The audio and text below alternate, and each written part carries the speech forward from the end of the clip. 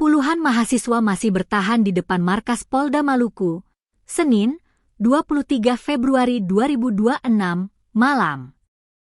Pantauan tribunambon.com sekitar pukul 18 WIB, masa aksi tetap bertahan sembari menanti hasil sidang kode etik terhadap Bribda Masya Siahaya. Adapun oknum anggota Brimob itu telah ditetapkan sebagai tersangka dalam kasus dugaan kekerasan terhadap 2 anak di bawah umur yang berujung pada meninggalnya seorang pelajar di Kota Tual.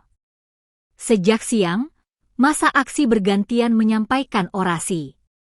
Mereka mengecam keras tindakan yang dinilai semena-mena dan tidak profesional hingga menyebabkan hilangnya nyawa seorang pelajar. Aksi demonstrasi ini berlangsung di depan Mapolda Maluku, Kota Ambon, dan bertepatan dengan agenda sidang kode etik terhadap oknum tersebut. Massa turun ke jalan sekitar pukul 13.30 WIB.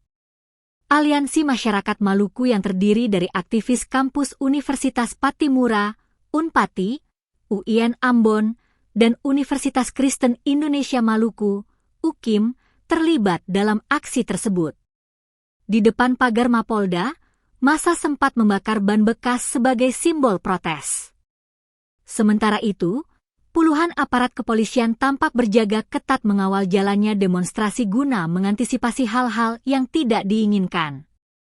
Meski suasana sempat memanas, aksi berlangsung relatif terkendali. Menjelang waktu berbuka puasa, massa aksi saling patungan mengumpulkan uang untuk membeli takjil. Mereka berbuka puasa bersama di lokasi unjuk rasa sebelum kembali melanjutkan orasi.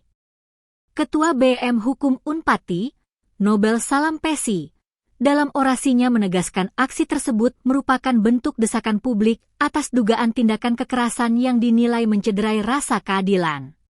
Maluku. Nah, kenapa harus dievaluasi?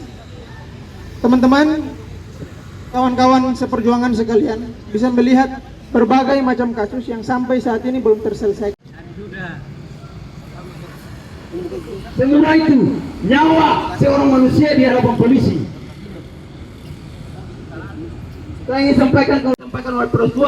Nyatakan bahwasanya seolah-olah si oknum lagi ya, si oknum itu melakukan standar operasional yang dijalankan untuk menertibkan aktivitas membuat balap liar. Tapi lagi-lagi itu, dari kronologi yang disampaikan, dari bukti yang disampaikan, dan bentuk brutalisme yang dilakukan oleh aparat kepolisian harus dihentikan. Saya ingin menepil pada satu ahli hukum yang mengatakan bahwasanya